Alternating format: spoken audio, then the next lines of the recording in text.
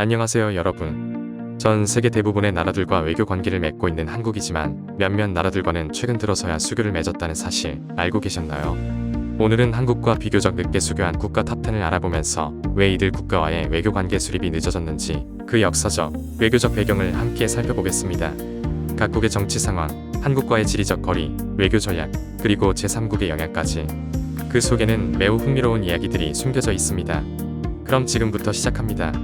그 전에 잠깐, 이런 수교 이슈는 단지 양국 간의 관계 설정을 의미하는 것이 아니라 국제사회에서 한국의 외교 전략과 위상이 어떻게 변화해 왔는지를 보여주는 중요한 지표이기도 합니다. 이제 본격적으로 살펴보겠습니다. 10위는 산마리노입니다. 산마리노는 이탈리아 반도 안에 위치한 세계에서 가장 오래된 공화국이자 가장 작은 국가 중 하나입니다. 국토 면적은 서울 강남구의 절반도 되지 않고 인구는 3만 명이 채 안 됩니다. 이렇게 작은 국가는 외교적으로 전략적 중요도가 낮게 평가되는 경향이 있습니다. 당연히 산마리노는 한국 외교 우선순위에서 후순위로 밀리며 한국과 산마리노의 수교가 오랫동안 이뤄지지 않았지만 2000년대 들어 유럽 내 소국과의 다자 외교 확대를 통해 국제기구에서의 협력을 강화하려는 외교 전략에 따라 수교가 추진됐습니다.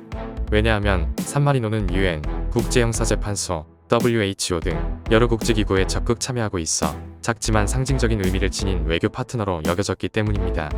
이는 국제무대에서 다양한 네트워크를 구축하고자 했던 한국의 전략적 접근이기도 했습니다. 9위는 동티모르입니다. 동티모르는 한때 포르투갈의 식민지로 오랜 시간 동안 외세의 지배를 받아왔습니다. 1975년 독립을 선언하며 새로운 역사를 시작하려 했지만 불과 며칠 만에 인도네시아의 무력 침공을 받아 약 24년간 점령 상태에 놓이게 됩니다.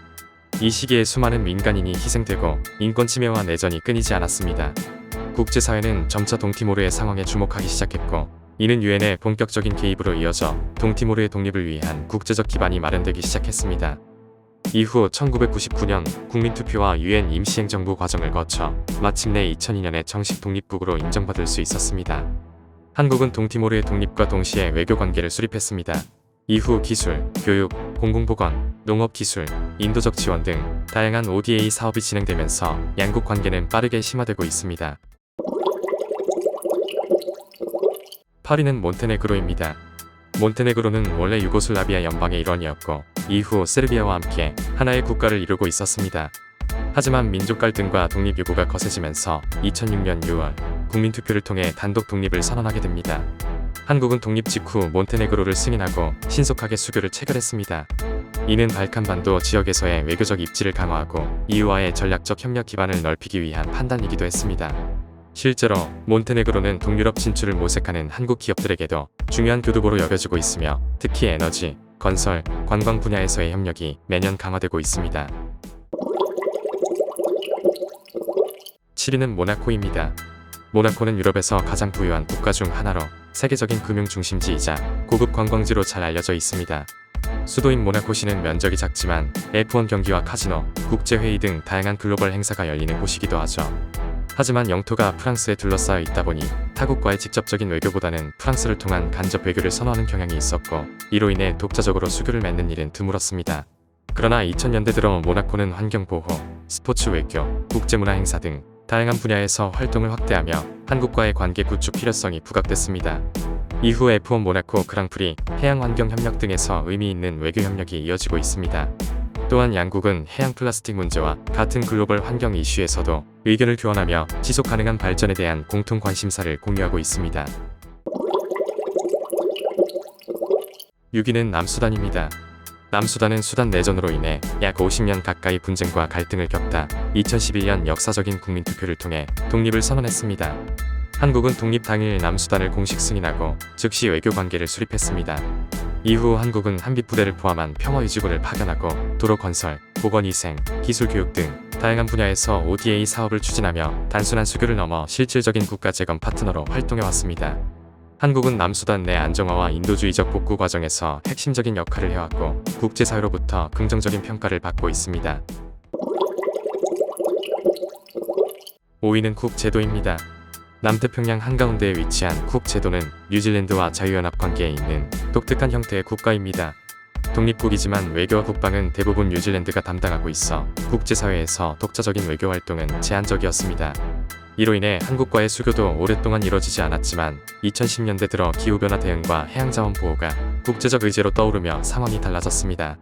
한국은 태평양 도서국가들과의 협력 강화를 목표로 2013년 쿠옥 제도와 수교를 맺고 현재는 해양환경, 친환경 기술, 인도적 지원 분야에서 협력을 이어가고 있습니다. 또한 해양 쓰레기 관리와 해수면 상승 대응 등 생존과 직결된 이슈를 중심으로 협력의 폭을 넓혀가고 있습니다. 4위는 북마케도니아입니다. 북마케도니아는 1991년 유고슬라비아 해체 과정에서 독립했지만 마케도니아라는 국명을 둘러싼 그리스와의 분쟁으로 인해 외교적 고립이 이어졌습니다. 그리스는 고대 마케도니아의 역사적 정통성을 자신들이 계승했다고 주장하며 해당 국명 사용에 강력히 반대했습니다. 이로 인해 유엔에도 구 유고슬라비아 마케도니아라는 임시 명칭으로 가입했고 많은 국가들이 그리스와의 관계를 고려해 수교를 유보했습니다.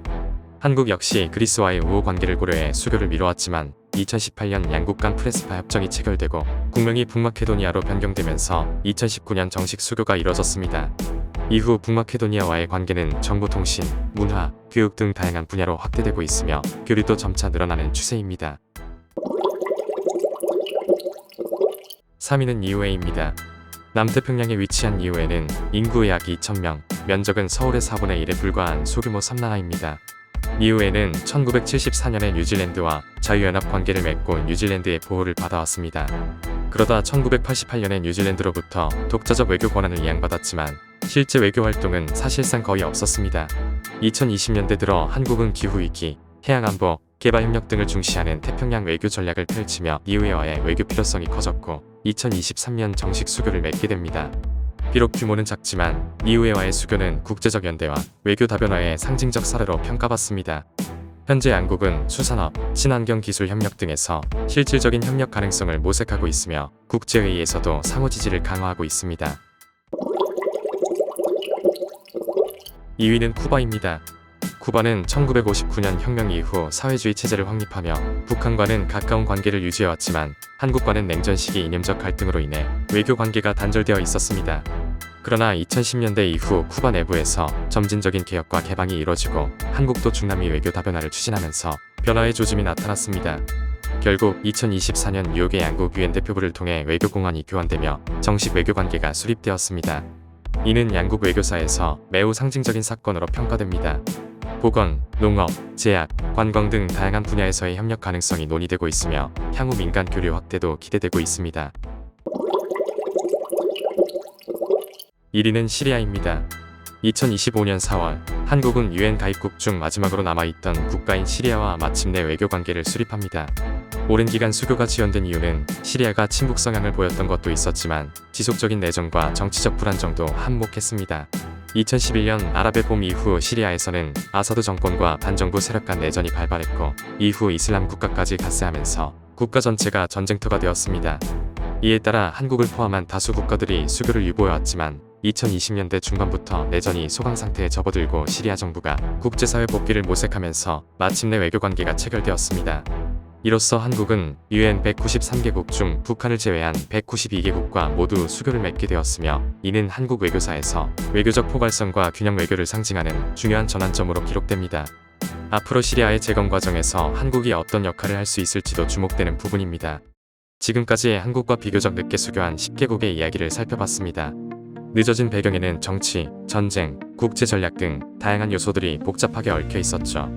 단순한 연도 나열이 아닌 외교의 흐름과 의미를 이해하는 데 도움이 되었기를 바랍니다. 또한 이러한 외교의 지형 변화는 단순히 과거의 일이 아니라 앞으로 한국이 어떤 글로벌 전략을 펼쳐야 하는지에 대한 방향성을 제시해줍니다. 세계 각국과의 수교는 여전히 진행형이며 새로운 외교 지형 속에서 한국의 외교는 더욱 능동적이고 전략적으로 진화하고 있습니다. 이 영상이 유익하셨다면 구독과 좋아요, 그리고 알림 설정도 꼭 부탁드립니다. 감사합니다.